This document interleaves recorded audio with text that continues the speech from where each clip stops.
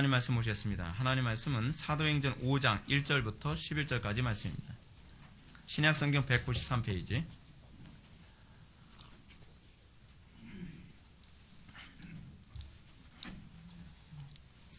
신약성경 193페이지 사도행전 5장 1절부터 11절까지 말씀 찾으셨으면 제가 봉독하겠습니다. 아나니아라 하는 사람이 그의 아내 삽비라와 더불어 소유를 팔아 그 값에서 얼마를 감춤해 그 아내도 알더라. 얼마만 가져다가 사도들의 발 앞에 두니 베드로가 이르되 아나니아야 어찌하여 사탄이 내 마음에 가득하여 내가 성령을 속이고 땅값 얼마를 감추었느냐.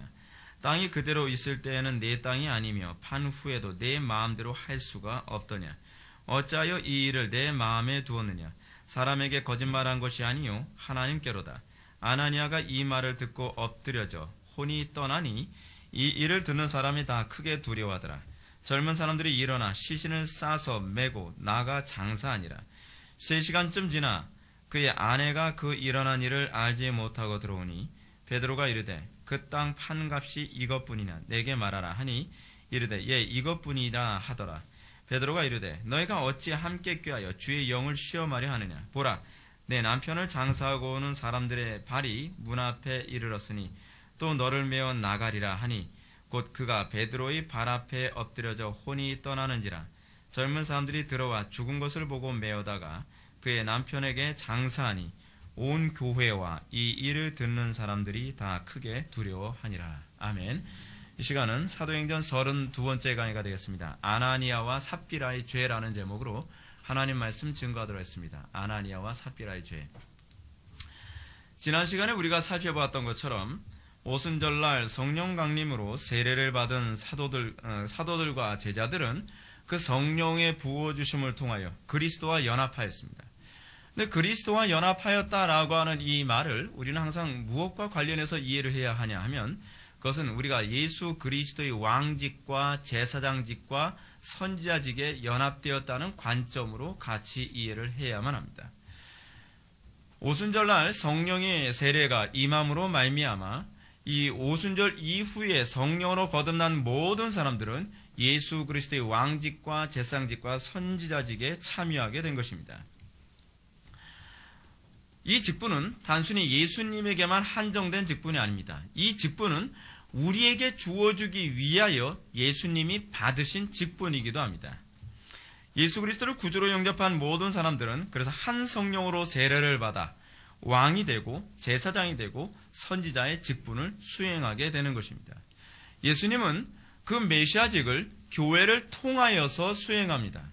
예수님은 그 메시아직을 수행하기 위하여 하나님 우편에 앉아 계시기만 한 것이 아니라 하나님 우편에 앉아 계신 예수님은 우리와 연합하여 그분의 메시아 되심이 교회를 통해서 나타나도록 역사하시는 것입니다. 그래서 주님께서 우리를 교회로 삼으셨을 때에 교회에게 기대하는 바는 무엇이냐 하면 교회가 왕, 제사장, 선지자의 직무에 충실한 삶을 살아가기를 원합니다. 우리가 예수를 믿고 구원받은 것으로만 만족하기를 원하는 것이 아닙니다. 우리가 그 은혜에 감격하여 우리가 그 은혜에 감사하여 우리의 삶 속에서 날마다 그리스도의 왕 되심, 그리스도의 제사장 되심, 그리스도의 선지자 되심을 드러내길 원하시는 것입니다. 우리가 예수 그리스도와 연합되었다는 말을 단순히 피상적으로만 이해할 것이 아니라 우리의 삶 속에서 이렇게 구체적으로 나타나기를 열망해야만 합니다. 그러므로 예수 그리스도를 영접한 모든 성도는 자기가 몸담고 있는 곳에서 사단의 통치를 깨뜨리고 하나님의 통치를 구현하는 제사장이요 선지자요 왕으로서의 삶을 사는 것이 응당합니다.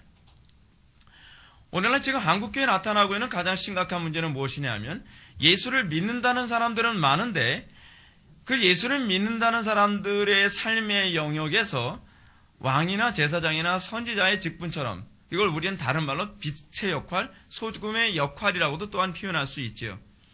왜냐하면 왕, 제사장, 선지자직을 수행하게 되면 자동적으로 그들은 가정이나 직장이나 캠퍼스 안에서 그들이 소금이나 빛으로서의 역할을 감당할 수밖에 없습니다. 그것이 사실 소위 불신자들이 우리를 보는 관점입니다. 그들이 우리를 어떻게 보느냐? 세상의 소금이고 세상의 왕으로 비춰진다는 사실입니다. 그것이 우리는 신학적으로 어떤 식으로 나타나냐 하면 예수 그리스도의 왕직에 참여하는 것이고 예수 그리스도의 선지자직에 참여하는 것이고 예수 그리스도의 제사장직에 참여하는 것으로 나타난다는 것입니다. 이것과 관련해서 이 부분을 잘 지지해주는 하이델베르크 요리문답 32문은 우리들에게 이렇게 얘기해주고 있습니다. 하이델베르크 요리문답 32문은 이렇습니다. 그런데 당신은 왜 그리스도인이라 불립니까? 여러분들은 왜 그리스도인이라 불립니까? 여러분들은 무엇 때문에 그리스도인이라 불리죠? 우리가 지난 시간에도 우리가 살펴봤던 것처럼 안디옥 교회가 비로소 그리스도인이라 부름을 받았다라고 얘기하지 않습니까? 불신자들이 우리를 봤을 때 저 사람 그리스도인이다 라고 얘기하는 것은 우리가 단순히 교회를 다니기 때문에 그리스도인이다 라고 불리는 것이 아닙니다. 자, 그러면 하이델베르크 요리문답 32문에서는 우리가 왜 그리스도인으로 불리는가? 그에 관해서 이렇게 대답합니다. 왜냐하면 내가 믿음으로 그리스도의 지체가 되어 그의 기름 부음에 참여하기 때문입니다. 어디에 참여해요? 그의 기름 부음에 참여하기 때문에 그렇습니다. 그럼 그 기름 부음이 뭐라고 얘기할까요? 하이델베르크 요리문답은 제가 얘기한 대로 그대로 얘기합니다. 나는 선지자로서 그의 이름의 증인이 되며 제사장으로서 나 자신을 감사의 제물로 그에게 드리고 또한 왕으로서 이 세상에 사는 동안 자유롭고 선한 양심으로 죄와 마귀에 대항하여 싸우고 이후로는 영원히 그와 함께 모든 피조물을 다스릴 것입니다. 왜 우리를 그리스도인이라고 부른다고 얘기합니까? 제가 방금 말씀드린 그대로입니다. 우리가 왕직, 제사장직, 선지자직을 수행함으로 말미암아 불신자들이 우리를 그리스도인이다라고 보게 된다는 사실입니다. 오늘날 과연 그런 사람들이 얼마나 교회 안에서 나타나고 있나요? 가정 안에서 왕, 제사장, 선지자의 직을 얼마나 감당하고 있나요? 그의 삶 속에서 얼마나 하나님의 통치를 구현하며 살아가고 있나요? 신약의 교회를 규정할 때 가장 명쾌한 규정은 바로 하이델베르크 요리문답 32문의 이 고백입니다. 우리의 삶 속에서 왕이요 제사장이요 선지자로서 끊임없이 가정과 직장과 캠퍼스와 교회 안에서 사단의 통치를 깨뜨리고 그것에 하나님의 통치를 구현하는 그 제사장이요 왕이요 선지자로서의 삶을 살아갈 때 우리는 그 사람을 비로소 그리스도인이다라고 얘기할 수 있다는 것입니다. 그래서 하이델베르크 요리문답은 뭐라고 얘기합니까? 우리가 예수 그리스도의 그 기름 부으심에 참여하여 라고 하게 됩니다. 우리가 그것에 참여했기 때문에 우리에게 이렇게 나타나는 것입니다. 이것은 기질의 문제가 아닙니다. 이것은 그 사람의 어떤 성격의 문제도 아닙니다. 그 사람의 타고난 어떤 캐릭터의 문제가 아니라는 거예요. 이건 뭐죠? 이것은 그리스도와 연합한 모든 사람들에게 나타나는 공통점이어야만 한다는 것입니다. 이러한 신앙 고백의 모습이 구체적으로 드러난 사건이 바로 사도들이 복음의 증거로 인해 어떻게 복음의 증거 뭐죠? 선지자직, 그렇죠? 복음의 증거로 인해서 어떻게 되죠? 박해를 받고 뭐죠? 제사장직, 그렇죠? 그리고 또 하나님의 나라를 확장하는 것, 왕직. 이게 바로 사도들과 제자들에게 동일하게 나타났던 부분입니다. 그들은 복음을 증거하는 것으로 말미암아 박해를 받았고 그것을 통하여서 하나님 나라가 확장되었습니다. 누가는 사도행전 2장에서 복음의 증거를 통해 이 삼직이 어떻게 드러나는가를 이런 식으로 표현했습니다. 신도의 수가 3,000이나 더하더라라는 말과 아울러 믿는 사람들이 다 함께 있어 모든 물건을 서로 통용하고 또 재산과 소유를 팔아 각 사람의 필요를 따라 나눠주며 날마다 마음을 같이하여 성전에 모이기를 힘쓰고 집에서 떡을 떼며 기쁨과 순전한 마음으로 음식을 먹고 하나님을 찬미하며 또 온 백성에게 칭송을 받으니 주께서 구원받은 사람을 날마다 더하게 하시니라. 이런 하나님의 통치가 구체적으로 드러난 아주 중요한 사건으로서의 인물이 누구였습니까? 우리가 지난 시간에 살펴봤던 바나바라고 하는 인물입니다. 그리스도인입니다. 저는 바나바라고 하는 이 인물을 다른 말로 그리스도인이라고 또 얘기하고 싶습니다. 이런 그리스도인들의 모임을 교회라고 얘기합니다. 이 모습을 통해서 우리는 에덴을 목격하는 느낌을 받게 됩니다. 아, 에덴의 회복을 경험하고 있구나. 신약의 교회는 예수님께서 공생의 시작부터 외쳤던 임박한 하나님의 나라가 현실로 그대로 나타나는 공동체라는 것을 우리들에게 보여주고 있습니다. 임박한 하나님의 나라가 현실화되어지는 공동체가 되기 위해서는 그 공동체 일원 한 명 한 명이 다 왕이요 제사장이요 선지자로서의 직무를 감당할 때에 가능합니다. 교회는 그래서 구원받은 성도들의 모임이라고 얘기합니다. 여러분 생각해 보십시오. 저는 이렇게 생각합니다. 여러분들이 다 예수 그리스도와 연합하여 여러분들이 소금과 빛의 역할을 감당한다면, 그리고 여러분들의 가족의 구성원들이 다 그런 사람이라고 한다면 여러분들의 가정은 지금 어떻습니까? 지옥입니까? 천국입니까? 여러분들이 적어도 우리 가족들은 다 예수 믿어요 라고 얘기한다면 여러분들은 이거는 물어보나 마나 여러분들의 가정은 천국이어야만 합니다. 거기엔 에덴 동산이어야 돼. 적어도 조그만 에덴 동산이 여러분들의 가정이어야만 합니다. 근데 왜 우리는 예수를 믿는다고 하면서 우리는 나의 가정이 지옥 같다라고 얘기하고 나의 가정이 천국 같지 않다라고 생각을 할까요? 왜 우리는 오늘날 많은 청소년들이 왜 집에 들어가기 싫어요? 라는 이런 기독교인들의 가정을 많이 보게 되나요? 그 이유는 그들이 예수 그리스도의 통치 안에 들어가지 않은 것이기 때문에 그렇다고 할 수 있죠. 오늘날 교회도 어떻습니까? 교회도 우리가 예수 그리스도의 통치 안에 들어가고 우리가 예수님과 연합한 사람들의 모임이라고 얘기한다면 논리적으로는 어떻죠? 논리적으로는 천국이 되어야죠. 논리적으로는 소위 바나바와 같은 사람들의 모임이 되고, 논리적으로는 유무상통하고, 논리적으로는 주장하는 자가 아니라 섬기는 자들의 모임이 되어야만 합니다. 초대교회에 나타난 신약의 교회는 하나님 나라의 시작을 보여주는 것이었으며 동시에 에덴의 회복을 그대로 보여주고 있는 것이었습니다. 우리가 소위 초대교회로 돌아가자라고 했을 때 초대교회로 돌아가자고 하는 것은 시스템의 문제가 아니라 그들에게서 나타났던 그런 신앙의 태도로 돌아가는 것이어야만 합니다. 오늘날 수많은 교회들이 초대교회로 돌아가자라고 하는 얘기를 구호로 많이 외치지만 초대교회로 돌아가자고 하는 것은 구조의 문제가 아닙니다. 시스템의 문제가 아니라는 거예요. 그것은 신앙의 문제여야만 합니다.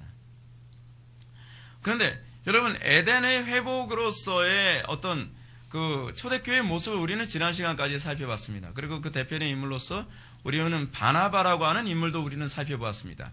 근데 문제는 초대교회도 그렇게 완벽한 에덴이 아니었다는 거예요. 완벽한 천국 같은 곳이 아니었다는 것이죠. 이유가 뭘까요? 거기에는 구조가 문제가 있었나요? 시스템에 문제가 있었나요? 누가는 그렇게 얘기하지 않습니다.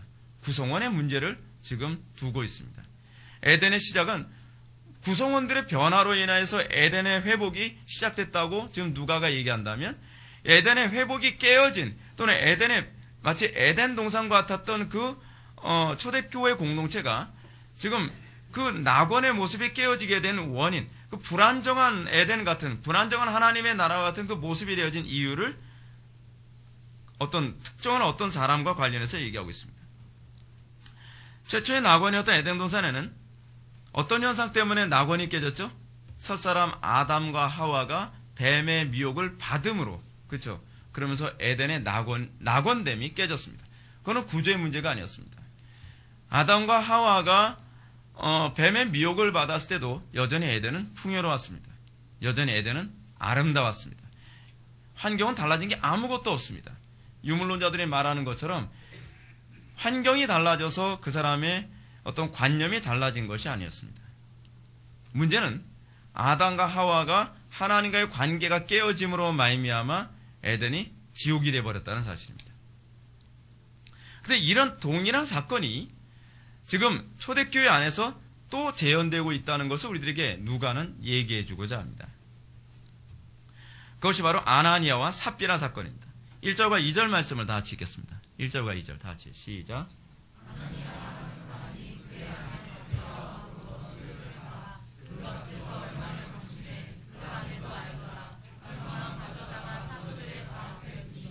아멘.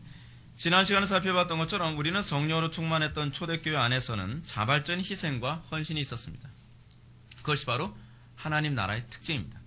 하나님 나라는 주장하는 공동체가 아니라 섬기는 공동체요, 희생하는 제사장들의 공동체입니다. 제사장직을 규정하는 가장 중요한 명제가 뭐죠? 자기 희생이죠. 그렇기 때문에 그 자기 희생으로서의 제사장직을 가장 잘 보여주는 사람이 바로 바나바였습니다. 근데 지난 시간에 바나바라고 하는 한 인물을 우리들에게 보여주고 난 이후에 오늘 본문 1절과 2절에서 아나니아와 삽비라라고 하는 인물을 우리들에게 소개해 줍니다. 아나니아라는 사람이 그의 아내 삽비라와 더불어 소유를 팔아 그 값에서 얼마를 감춤해 그 아내도 알더라. 얼마만 가져다가 사도들의 발 앞에 두니. 지난 시간에 우리는 이 대표적인 사람, 이 대표적인 두 인물, 한쪽은 바나바였고 한쪽은 아나니아와 삽비라. 여러분, 아나니아와 삽비라 좀 독특하지 않습니까? 아담과 하와 같은 그런 이미지예요.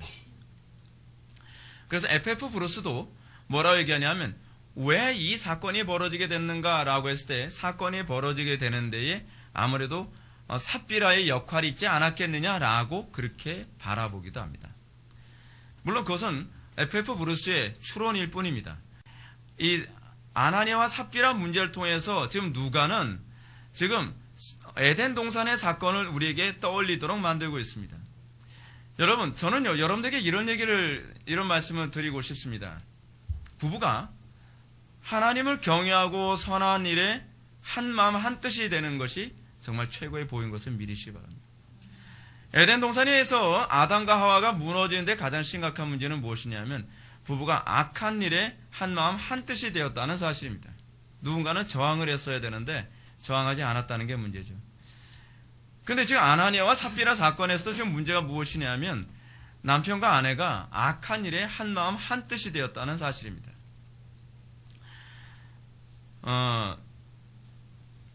여러분들이 이 사건을 가만히 살펴보게 되면 바나바 사건보다 아나니아와 삽비라 사건에 더 많은 비중을 두었다는 것을 여러분들은 발견해야 될 것입니다. 왜 누가는 바나바 사건같이 은혜로운 사건에 더 많은 비중을 두지 않고 왜 아나니아와 삽비라 사건에 더 많은 비중을 두었을까요? 물론 제가 오늘 설교를 할 때에 여러분들에게 본문 전체를 다 해석하지는 않을 겁니다. 시간이 그렇게 넉넉하지가 않아요. 오늘 본문 해석하는 데서 저는 전체적인 어떤 메시지를 가지고서 이 본문을 해석해 나갈 것입니다. 이 아나니아 삽비라 사건을 이렇게 많은 분량, 자그마치 11절이라고 하는 많은 분량을 둔 것은 이 사건이 가지고 있는 초대교회와 관련된 중요한 어떤 메시지가 있기 때문에 그렇습니다.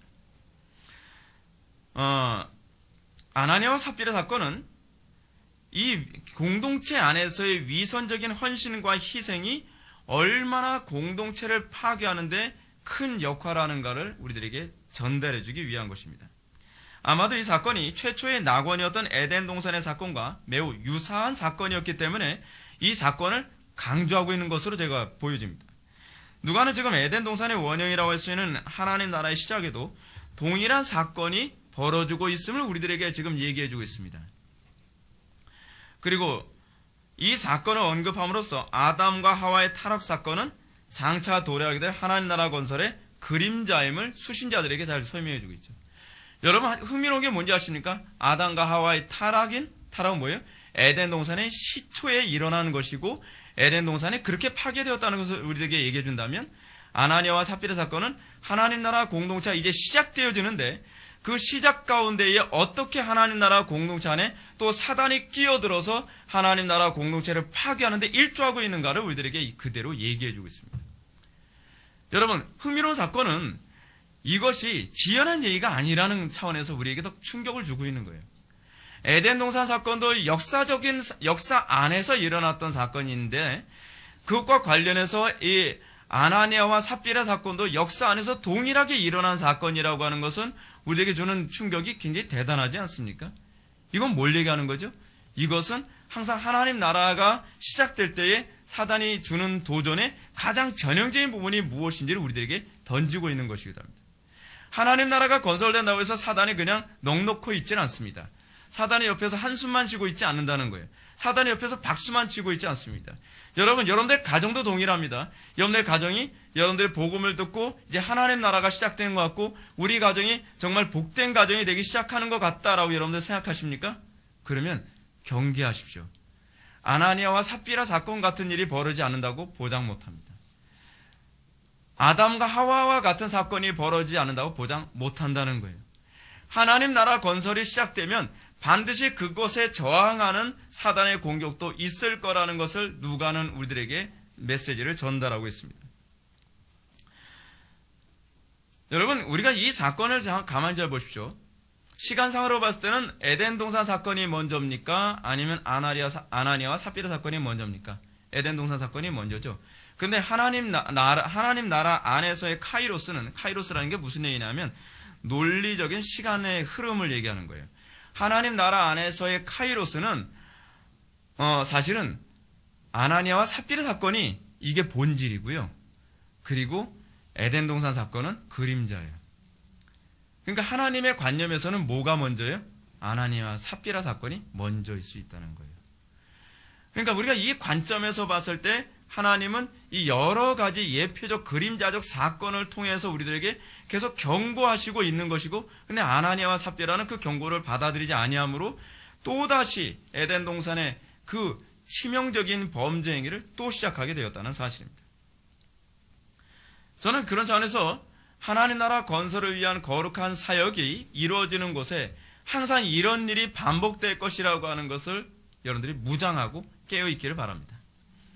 우리는 누가가 이 아나니아와 삽비라 사건을 구약적인 관점에서 다루고 있다는 점을 문장 형식을 통해서 더 선명하게 우리는 발견할 수 있습니다.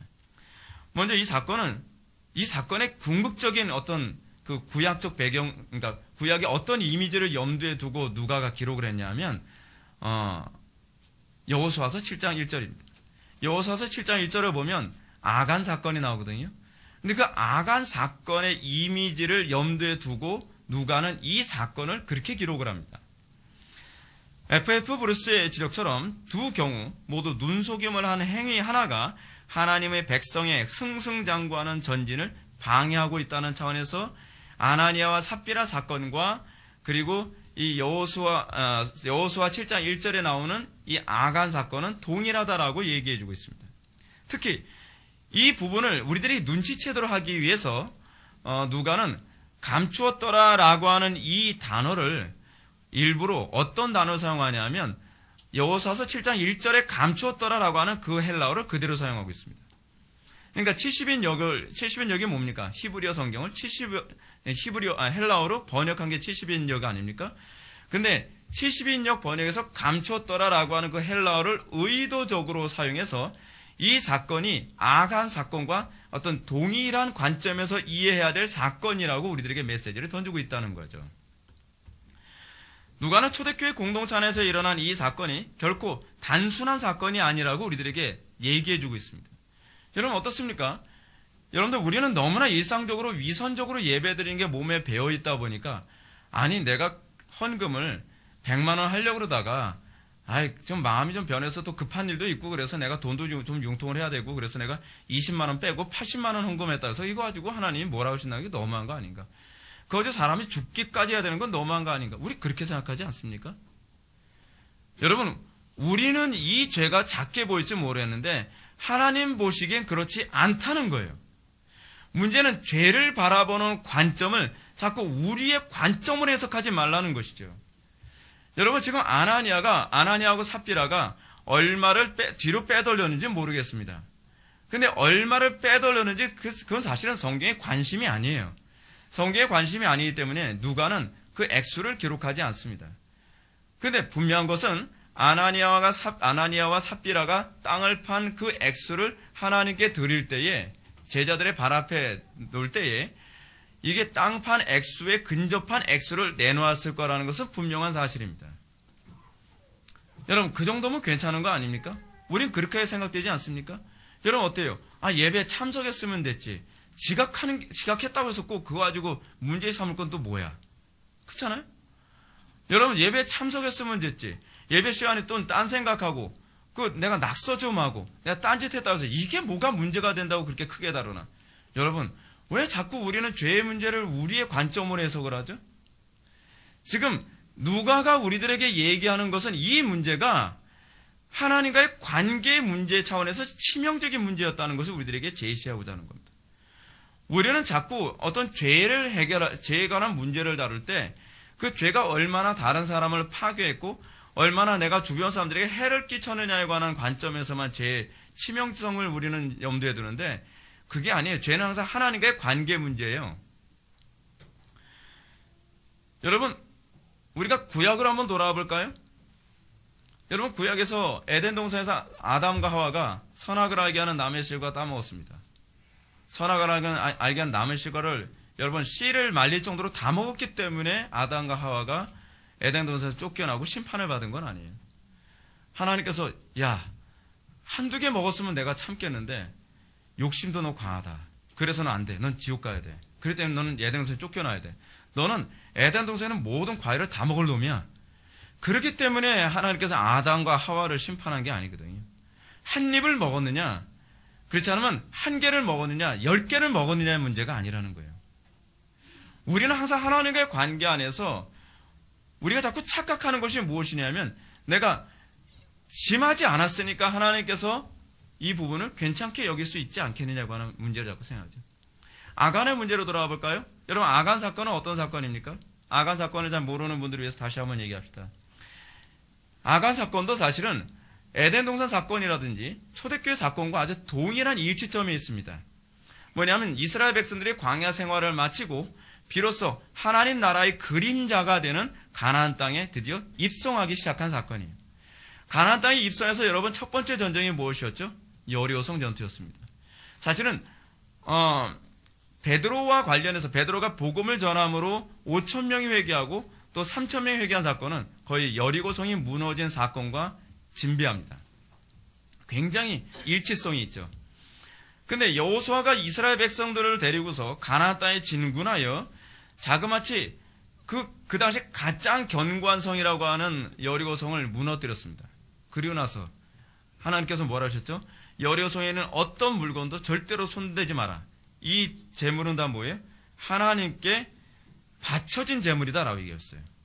어느 거 하나도 손을 대면 안 된다는 거예요. 문제는 양이 아니에요. 손을 댔냐 안 대느냐에 관한 문제예요. 근데 이 여호수아서 7장에서 어떤 사건을 다루냐면 아간이 여리고성 전투에서 얻은 그 재물을 너무나 좋으니까 그 재물들을 감췄어요. 그래서 감추었다라고 하는 얘기가 바로 그 부분이죠. 근데 감추었다는 것을 사람들은 모르죠. 그러고 나서 그들은 어떤 일이 벌어집니까? 그들이 한 명이 범죄했는데 그들이 아이성 전투의 전쟁터에 나가가지고서 이스라엘 백성들이 수천 명이 죽어나가 버렸어요. 여리고성 전투에 비하면 아주 조그만 성이에요. 이건 전쟁 같지도 않은 전쟁이에요. 근데 그 전쟁에 수천 명이 죽어나왔단 말이죠. 여러분, 공동체의 특징이 무엇인지 아십니까? 한 명의 범죄 행위를 전체의 범죄 행위로 간주한다는 겁니다. 여러분, 오늘날 교회가 교회 안에서의 범죄에 관해서 너무 관대한 것이 뭔지 아십니까? 이것이 공동체 전체에 큰 치명상을 입힐 거라는 것을 생각을 안 한다는 것입니다. 여러분, 지금 여리고성 전투는요, 마치 에덴 동산의 시작과 같고 하나님 나라의 시작과 같이 그들은 지금 하나님 나라 왕국의 시작처럼 지금 가나안 땅 전쟁을 시작했던 사건에서 일어난 사건입니다. 이 사건은 하나님 나라 건설에, 다시 해야 되면 구약적 개념을 얘기한다면 이스라엘 왕국 건설의 치명적인 죄로 간주됩니다. 그래서 어떻게 되죠? 별거 아닌 것 같은데 그와 그의 모든 가족들이 다 진멸을 당합니다. 다 돌에 맞아 죽죠. 뭐가 그렇게 큰 죄라고요? 여러분, 아간이 모든 금은보화를 다 챙긴 게 아니거든요. 자기 갖고 싶은 만큼만 챙긴 거예요. 그런데 그것이 하나님 보시기에는 하나님 나라 건설이라고 하는 큰 그림 안에서 큰 죄악으로 간주되었다는 사실입니다. 우리가 상식적으로 볼 때 아나니아와 삽비라의 이 위선적인 헌신과 봉사는 대부분 교회 안에서 비일비재하게 일어나는 일입니다. 우리는 자꾸 이런 얘기합니다. 목사님, 어디 한둘이 그럽니까? 한둘이 그런 게 아니니까 지금 한국교회가 이 지경이죠. 여러분, 그러면 더 망하자는 겁니까? 왜 우리는 자꾸 그 죄악을 보편적으로 수용하자는 관점으로 자꾸 우리는 논리의 사고가 자꾸 흘러가죠? 다 그렇다면 나는 안 그러려고 해야 될 게 아니에요. 근데 우린 자꾸 그 죄악 하나 좀 수용해 주자는 거예요. 여러분, 우리 교회 안에서 그런 죄악을 수용해 주면 어떻게 될까요? 큰 문제가 아닐까요? 그렇지 않아요. 저는 어떤 면에서 우리 교회도 지금 하나님 나라 건설을 위해서 시작된 또 다른 차원에서 여호수아의 군대라고 저는 생각합니다. 그럴수록 우리는 어떻죠? 제가 여러분들한테 누누이 말씀드리는 것처럼 우리는 위선과 아나니아와 삽비라가 얘기하는 것 같은 그런 위선적인 헌신과 봉사와 우리는 끊임없이 싸워야만 합니다. 이것이 교회 안에서 반드시 없어져야 될 죄악이라고 생각해야 된다는 것이죠. FF 브루스의 지적처럼 우리의 관점에서 볼 때 이 사건은 흔히 상상하듯 진짜 그렇게 큰 문제는 아니라고 보는 것이 문제입니다. 근데 큰 문제가 아니라고 생각하는 건 우리 생각이죠. 문제는 심판하시는 당사자가 큰 문제로 보고 있다니까요. 왜 우리는 당사자의 입장으로 생각하지 않고 우리 입장으로 생각하는 말이에요. 우리는 자꾸 이렇게 생각하죠. 우리는 내가 죽일 놈 죽였는데 뭐가 큰 문제입니까? 라고 법정에서 서 있는 그 살인자하고 똑같은 태도를 우리는 취하고 있단 말이에요. 누가는 이 문제를 인간들이 흔히 생각하는 상식으로 이해할 문제가 아니라는 것을 그 당시 수신자들에게 얘기해주고자 합니다. 특히 이 사건은 베드로의 개인적인 판단에 의해서 일어난 것이 아닙니다. 베드로가 나 안 되겠다, 너 죽어야겠다, 그렇게 해서 죽은 사건이 아니에요. 그냥 왜 감췄느냐 했을 때 이걸 회개하지 않으니까 어떻게? 그 자식은 직사한 거예요. 삽비라도 그런 케이스고요. 삽비라에게 소명할 기회를 줬습니다. 너 왜 그랬니? 너 이게 다니? 그랬더니 이게 답니다. 그러니까 그 자리에서 직사한 거예요. 베드로가 너 죽어라! 슉! 해서 죽은 게 아니란 말이에요. 이거는 베드로의 판단이 아니라 하나님의 판단이었다는 것을 우리들에게 잘 얘기해주고 있는 것입니다. 실제로 우리가 아는 것처럼 아담과 하와의 선악을 알게 하는 남의 실과 사건도 표면적으로 보면 그렇게 큰 문제처럼 보이지가 않죠. 마치 빵 한 조각 훔쳐 먹었다고 에덴 동산에서 내쫓는 거냐라고 이렇게 생각할 수 있는 문제죠. 근데 그 문제가 아니라는 거예요. 또한 아간이 여리고성 재물을 감춘 사건도 표면적으로는 심각한 죄로 보이지 않습니다. 근데 하나님께서는 이 문제를 심각하게 다루고 여호수아로 하여금 뭐라고 얘기합니까? 아간과 그의 모든 가족들, 애들까지 포함했어요. 짐승들까지 포함해서 다 진멸시켜 죽이라고 선언하고 있다는 사실입니다. 우리는 이 문제가 겉으로 봤을 때는 별로 파괴적이지 않다고 생각합니다. 근데 문제는 무엇이냐면요. 잘 보십시오. 아담과 하와의 사건은요. 그 당시에는 파괴적으로 보이지 않습니다. 그러나 그 사건으로 말미암아 온 인류가 끔찍한 죄악에 빠지게 되는 결과를 초래했습니다. 하나님께서는 하나의 죄악을 통해서 그 하나의 죄악의 모습만 보는 것이 아니라 그 죄악이 파생한 크나큰 결과까지 다 보고 계신다는 차원에서 우리하고 다르다는 것이죠. 아간의 사건도 동일한 문제죠. 그리고 이 아나니아와 삽비라 사건도 사실은 본질적인 문제다라고 주님은 간주하시고 심각하게 다루신 것입니다. 아담과 하와의 죄는 단순한 죄가 아니라 인류가 끔찍한 죄악에 빠지도록 만드는 단초를 제거한 것이고, 아간의 죄악도 이스라엘 백성들이 아이성 전투에서 치욕적인 패배를 맛보게 하는 단초를 제공했죠. 한 사람의 죄악 때문에 수천 명이 왜 죽어야만 합니까? 그렇잖아요. 오늘날 우리는 이렇게 무책임한 죄악을 아무렇지도 않게 저지르고 있다는 거예요.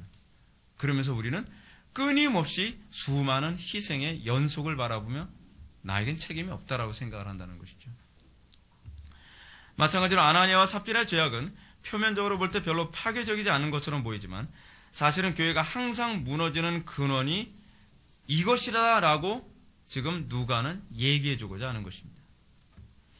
우리는 누가처럼 하나님의 관점에서 일상의 죄 문제를 관찰하고 해석하는 통찰력이 필요합니다. 여러분들은 어떻습니까? 여러분들의 자녀들을 다루는 문제, 저는 자녀 교육에 유난히 관심이 많은데 자녀들을 다루는 문제에 있어서도 얼마나 지금 한국 사회나 한국 교회가 자녀들을 양육하고 다루는 문제에서 신중하지 않아서 엄청난 결과를 초래합니까? 그렇잖아요? 우리는 자녀들 한 명 한 명을 다루는 데서 얼마나 우리는 신중해야만 합니까? 근데 그렇지 않단 말이에요. 왜냐하면 당장 그 문제가 크게 나타나지 않으니까요. 그런데 나중에는 그 한 명을 잘못 양육해서 그 잘못 양육한 한 명이 나라를 팔아먹기도 해요. 지금 여러분 우리나라가 지금 이 지경 된 게 바로 그런 거 아닙니까? 내 새끼 무조건 예쁘다고 어야어야 키웠던 그 자녀들이 나중에는 나라를 팔아먹고, 저는 오늘날 우리나라 보면서 이완용 욕하고 있는데 이완용 같은 사람들이 바글바글한 게 지금 우리나라 모습이라고 생각합니다. 우리는 내 새끼들을, 내 자녀들을 다 이완용처럼 양육을 해놓고 그래도 우리 아이가 성공했고 출세하고 잘 먹고 잘 살고 있으니까 난 자식을 잘 키웠다? 그렇게 얘기할 수 있나요? 이게 오늘날 우리들의 문제예요. 우리는 아간 같은 죄를 반복해서 저지르고 우리는 아나니아와 삽비라 같은 죄를 반복해서 범하면서 이것이 큰 결과로 초래할 때까지는 우리는 그것이 뭐가 문제인지도 모르고 그 죄를 계속 반복하고 있다는 사실입니다.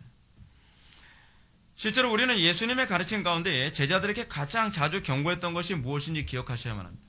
그것은 바리새인들과 유대 종교 지도자들의 위선적인 종교행위였습니다. 여러분, 예수님이 가장 위험하다고 생각한 죄는요, 도둑질이 아니었습니다. 살인이 아니었습니다.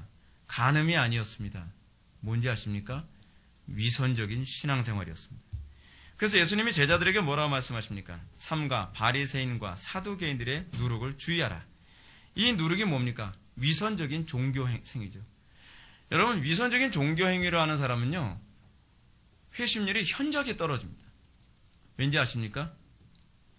위선적으로 종교생활하는 사람들은 내가 위선적으로 종교생활한다고 자기부터 믿질 않아요. 이게 문제예요. 난 신앙생활 잘하고 있다고 너무나 철두철미하게 믿고 있다 보니까 그들은 바리새인들처럼 내가 병자이기 때문에 의원이 필요하다는 의식을 갖지 않아요. 이게 오늘날 한국교회 안에 팽배해져 있는 기독교인들의 모습이에요. 저는 요즘에 한국교회 교인들을 바라보면서 이런 생각을 합니다. 한번 싹 포맷시켜버리고 정말 처음부터 다시 시작해야 되지 않을까 싶을 만큼 위선이 완전히 배어 있어요. 위선을 깨뜨릴 수가 없어요. 아무리 위선을 들춰내도 난 위선적이지 않다라고 끊임없이 생각을 하니까요. 근데 어쩔 수 없어요. 예수님도 그러셨던 것처럼 위선적인 신앙생활하는 사람들의 위선을 들춰내기 전에는 그들은 결코 회심할 수가 없습니다. 왜냐하면 내가 환자라는 걸 인정을 안 하는데 어떻게 치료자이신 그리스도께로 나아가겠습니까? 우리가 치료받을 수 있는 유일한 방법은 내가 환자라는 걸, 내가 병자라는 걸, 내가 눈이 멀었다는 걸 인정할 때 비로소 우리가 그리스도께 긍휼을 구하게 되어 있거든요. 근데 내가 환자라고 생각하지 않는데, 내가 정상이라고 생각하는데 그거 어떻게 그리스도께로 나아가며 그거 어떻게 그리스도께 긍휼을 하겠냔 말이죠. 끊임없이 그리스도와 다투죠. 끊임없이 그리스도와 갈등하죠. 왜 너는 나를 무시하냐는 거죠. 왜 너는 나를 나쁘게 평가하냐는 거죠. 그게 예수님과 바리새인들 간의 끊임없는 대립과 갈등 아니었습니까? 예수님은 제자들에게 수도 없이 위선적인 신앙을 경고하셨고, 그런 위선적인 사람들은 하나님 나라에 들어갈 수 없을 뿐만 아니라 어떤 사람이 주로 하나님 나라에 들어간다고 말씀하시죠? 세리와 창기들은 하나님 나라에 계속 들어가고 있는데 나름대로 자기가 신앙 좋다고 생각하는 그 사람은 하나님 나라에 여전히 못 들어가고 있는 거예요. 근데 그걸로 끝나는 것이 아니에요. 자기 혼자 못 들어가는 걸로 끝나는 것이 아니라 어떻게 해요? 천국의 문턱을 그들이 딱 지키고 서서 다른 사람들까지도 배나도 지옥 자식을 만들고 있다라고 예수님이 신랄하게 비난하시죠. 그들의 문제는 무엇입니까? 그들은 하루 산이는 걸러내고 낙타를 낼름낼름 먹어 삼키면서 자기는 정말 신앙생활 잘하고 있다라고 생각하고 있다는 것이죠. 따라서 누가는 아나니아와 삽비라 사건을 기록하면서 하나님 나라 공동체에서 가장 경계해야 될 죄가 바로 이 위선의 누룩이라는 것을 다시 한번 가르칩니다.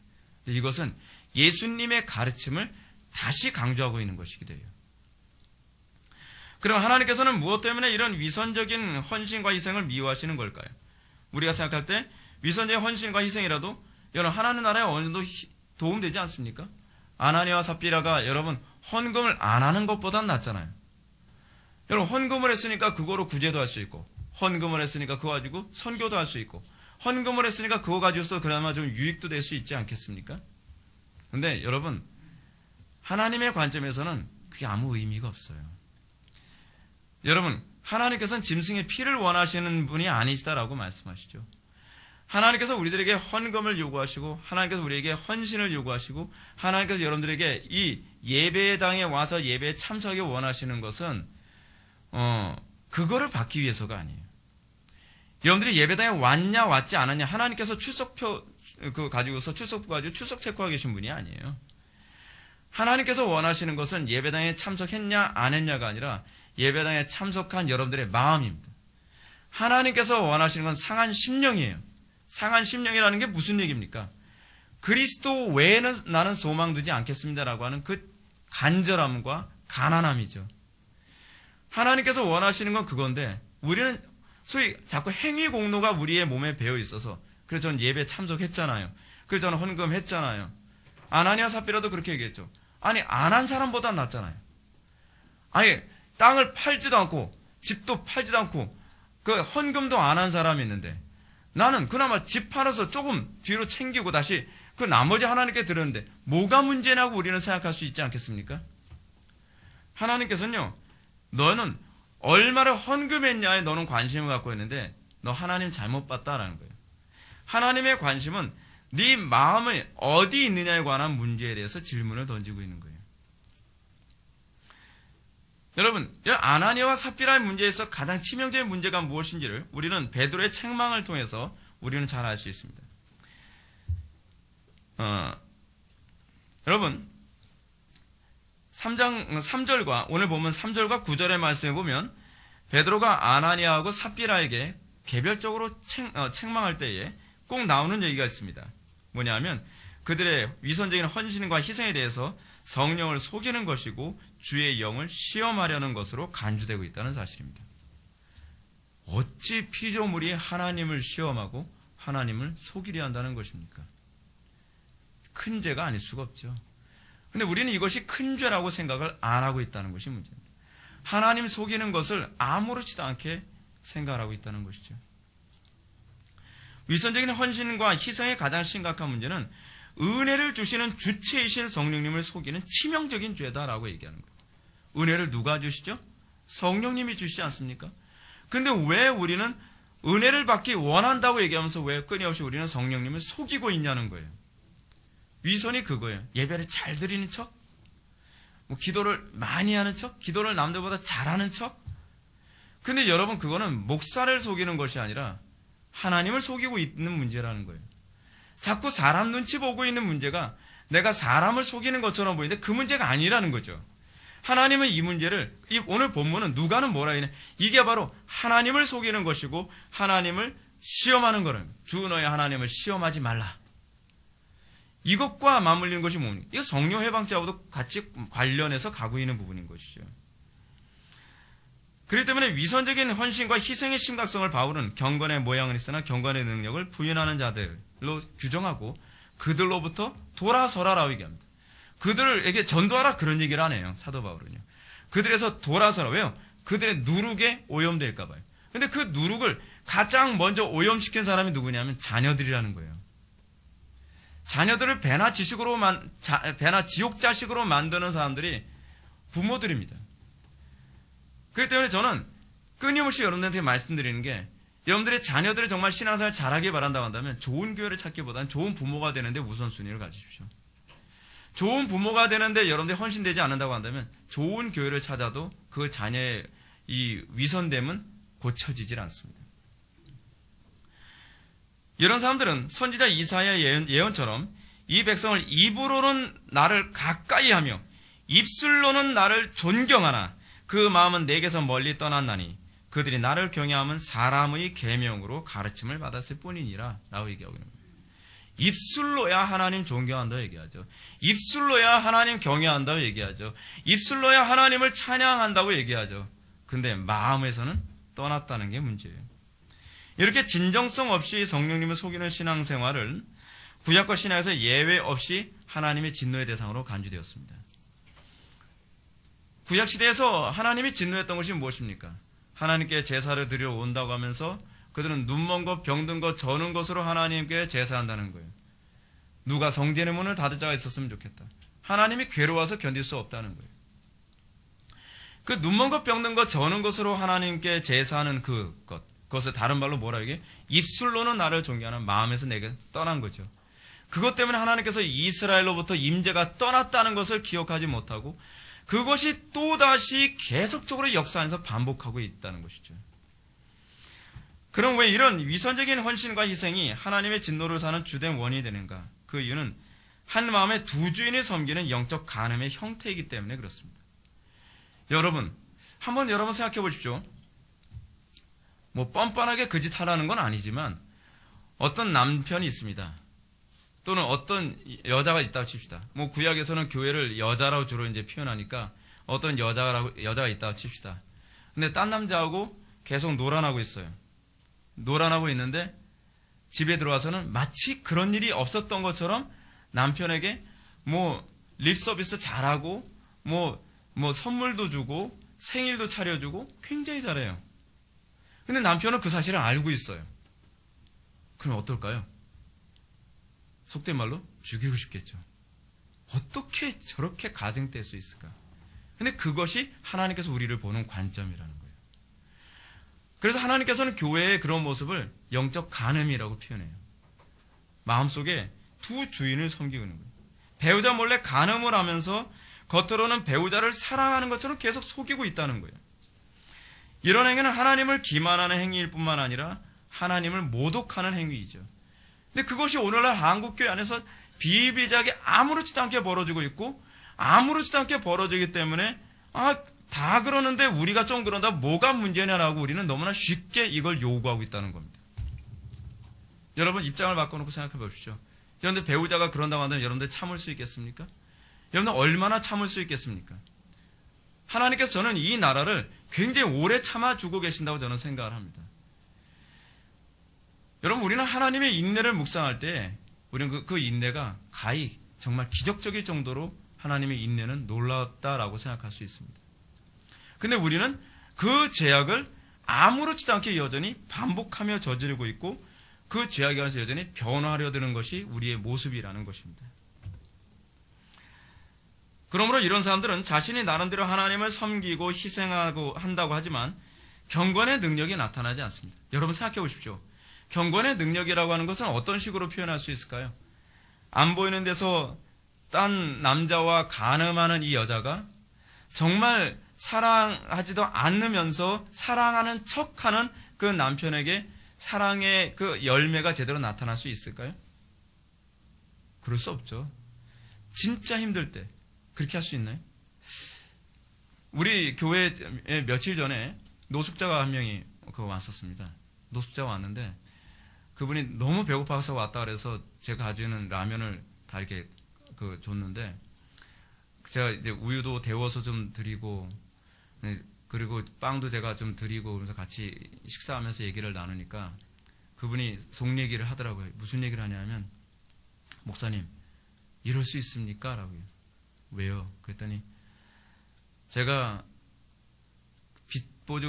다른 사람의 빚보증을 쓰는 바람에 지금 밖에 나앉게 생겼는데 그리고 우리 나앉았고 내 자식과 내 와이프는 지금 뭐 지인 집에서 지금 살고 있습니다. 근데 저도 너무 괴로워서 몇 번씩이나 자살할까라는 생각을 수도 없이 했다는 거예요.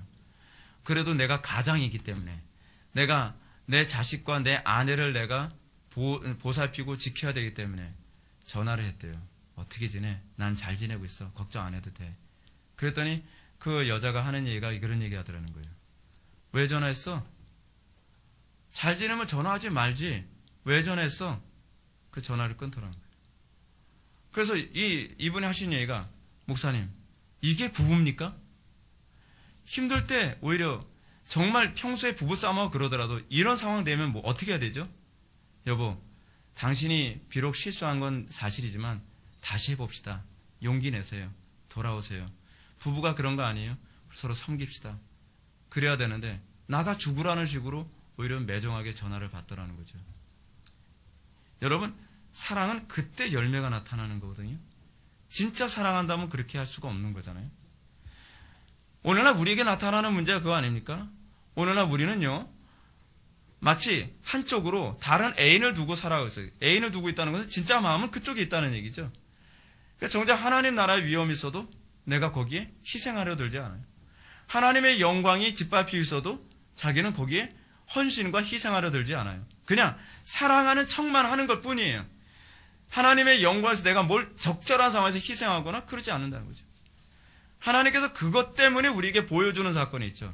어려움을 자꾸 주시는 거예요. 어려움을 주시면서 주님께서 그런 거죠. 이래도 너는 하나님을 예배하는 태도를 견지할 거예요? 이래도 너는 나를 향한 그 사랑과 믿음의 표현을 할 수 있겠어? 라고 질문을 던지는 거죠. 평안할 때 우리는 언제든지 사랑하는 척 표정 질 수 있죠. 표정 관리 잘하잖아요, 우리가.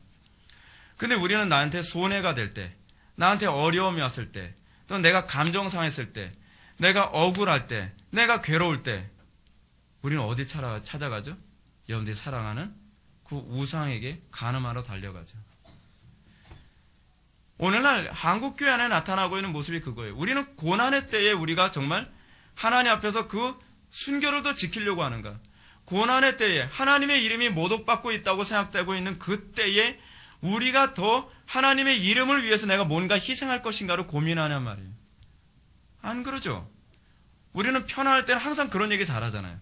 여러분들 문제 없을 땐 그런 얘기 잘하죠. 여러분들 감정 상하지 않았을 땐 여러분 그런 얘기 잘하죠. 근데 우리는 조그만 어려운 문제가 생기고 좀 괴로움이 닥치면 거기서 대번에 하나님께 대한 사랑의 열매가 나타나질 않아요. 사랑의 열매는요, 여러분, 오늘날 한국 사회 안에서 부부라는 개념이 도대체 뭔지도 저는 이제 이해를 잘 못하겠는데, 많은 사람들이, 젊은 부부들이 이렇습니다.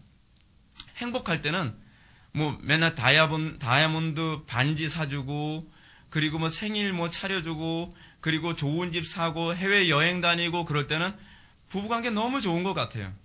근데 어느 날, 여러분 부부관계 항상 그렇게 행복할 수만은 없죠. 어려움이 생기죠. 경제적인 어려움이 생기기도 하고, 자녀들에게 어려움이 생기기도 하고, 갈등도 생기기도 하고, 난관이 닥치기도 하고, 그럴 때, 얼마나 많은 그 젊은 부부들이 이런 얘기를 하는지 몰라요. 내가 이러려고 내가 너하고 결혼한 줄 알아? 우리 갈라서자. 여러분, 우리 그럴 때를 위해서 부부가 필요한 거 아닙니까? 힘들 때 서로가 기대자고 서로에게 동력하자고 부부로 하나님께서 맞춰주신 거 아닌가요? 근데 우리는 그러지 않는단 말이에요, 우리는요. 우리는 오히려 그럴 때, 난 너 때문에 이렇게 힘들게 살고 싶지 않아. 난 너 때문에 내가 내 인생을 이렇게 허비하며 살고 싶지 않아. 내가 결혼하지 않아야 될 걸 내가 괜히 결혼했나 봐요. 난 당신같이 무능하고 당신같이 별 볼 일 없는 남자하고 내가 왜 결혼했는지 모르겠어. 그래서 우리는 그럴 때, 위기 때에 헤어지는 부부들이 너무 많다는 거예요. 여러분, 부부는요, 위기 때 부부가 더 견고해지는 관계가 된다는 거 알고 계십니까? 근데 어떻게 되는 우리나라 현재 부부들은 위기 때 더 멀어져요. 위기 때도 자기 살궁리만 해요. 위기 때도 자기 감정에 더 충실해요. 그러니까 위기가 되면 부부관계가 더 멀어지는 거예요. 사실은 그건 사랑이 아니라는 거죠. 사랑이라고 생각을 했죠. 왜냐하면 이 남자하고 결혼하면 이 남자가 나를 행복하게 해줄 거라고 생각했고, 이 남자하고 결혼하면 이 남자가 나를 호강시켜줄 거라고 생각했고, 이 남자하고 결혼하면 이 남자가 나를 명예롭게 해줄 거라고 생각했죠. 그게 여러분들이 생각하는 하나님이라니까요. 우리에게 있어 하나님은 어떤 하나님이십니까? 내가 예수를 믿으면 그 하나님이 나를 영광스럽게 해줄 거라고 생각하고, 내가 예수 믿으면 하나님께서 나에게 더 풍요롭게 해줄 거라고 생각하고, 내가 예수를 믿으면 그 하나님이 나에게 더 건강과 행복과 무엇인가를 더 많이 줄 거라고 생각하죠. 그래서 하나님, 여러분들의 삶에 문제가 없고 뭔가 여러분들 뜻대로 잘 풀릴 땐 하나님하고 굉장히 가까운 것 같죠. 여러분, 하나님 사랑해요. 하나님 영광 돌려요. 근데 문제는 고난의 때에 하나님 말씀대로 사는 것 때문에 어려움 당했을 때 왜 그때 멀어지냔 말이에요. 그때 하나님의 어떤 진솔함을 깨달을 때 아닙니까? 우리 신앙의 선배들이 하나님과의 사랑이 더 돈독해지고 깊어졌던 때가 언제죠? 고난의 때 아니에요. 손해를 볼 때 아니에요. 어려움 당할 때 아니에요. 그러면서 여호와 하나님은 일의 하나님이시더라. 여호와 하나님은 이 가운데서도 우리를 치료하시는 하나님이시더라. 여호와 하나님은 나에게 끝까지 나의 삶을 보장해 주시는 하나님이시더라. 그 고백이 쌓이면서 우리의 믿음이 강화되는 건 아닙니까? 근데 우리는 오늘날 한국 사회 안에 나타나고 있는 부부관계의 모습처럼 오늘날 그리스도인들과 하나님과의 관계는 계속 그런 모습이에요. 사람들은 얘기합니다. 왜 교회를 떠나셨나요? 저는 하나님께 실망했어요. 예수님 뭐라고 하시죠? 나로 인하여 실족지 않는 자가 복이 있도다라고 얘기하지 않습니까? 내가 하나님 믿으면 잘 될 줄 알았는데, 내가 하나님 믿으면 하나님께서 나에게 더 형통함을 주실 줄 알았는데, 내가 하나님 믿으면 하나님께서는 적어도 나의 행복을 보장시켜 주실 줄 알았는데, 뭐예요? 예수 믿었는데 어려움만 더하고 그래서 예수 믿는 거에 좀 더 고려해 보기로 했어요. 여러분, 이것이 바로 아나니아와 삽비라의 문제고 이것이 바로 아간의 문제라는 거 알고 계십니까? 오늘날 왜 아간의 죄 같은 그 죄가 한국교회에 들어오면 안 된다라고 얘기하는가? 왜 초대교회에 이 죄가 들어오면 안 된다고 했는가? 이것이 교회의 본질을 송두리치다 무너뜨릴 수 있는 죄악이기 때문에 그렇습니다. 겉으로는 별로 위협적으로 보이지 않죠. 그러나 그 위선이 교회 안에 가득 차면서 교회는 비로소 멍들고 깨어져서 오늘날 한국교회 같은 이 처참하고 더러운 모습으로 가게 되는 것입니다. 그런데도 불구하고 우리는 그런 죄악과 그런 불경건함을 교회 안에서 왜 허용해 주지 않느냐고 우리는 탄식하죠. 이것이 한국교회의 문제인 것입니다. 사랑하는 성도 여러분, 우리 회복의 교회가 이제 다음 주면은 설립 14주년을 맞이합니다. 우린 다시 한번 우리 교회를 다시 한번 묵상해 볼 필요성이 있습니다. 우리 교회는 과연 어디로 가야 되나요? 우리 교회가 과연 추구해야 될 바는 무엇인가요? 어려울 때일수록 더 하나님과 가까워지는 교회인가요? 아니면 어려움 때문에 하나님을 원망하며 하나님과 이혼소송을 걸 수 있는 그런 마음인가요? 우리는 내가 과연 고난의 때에, 내가 어려움 당할 때, 여러분들 우리 교회에서 신앙생활에서 어려움 많이 겪었죠.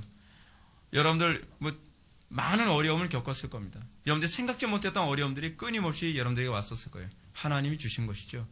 그때 하나님께서 질문을 던지는 거죠. 너 이래도 나를 사랑하겠니? 너 이래도 나하고 이혼하겠다는 소리 안 할 거야? 그렇잖아요? 그때 여러분들은 어떻게 대답을 하셨습니까? 그리고 앞으로 어떻게 대답하시겠습니까? 아간이 되겠습니까? 아나니아와 삽비라처럼 살겠습니까?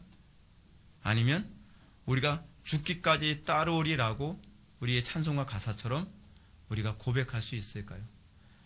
하나님께서 오늘날 이 시대에 원하는 교회의 모습은 바로 그런 끝까지 영적 순결을 지키는 그런 순결한 교회를 원하신다는 것을 믿으시기 바랍니다.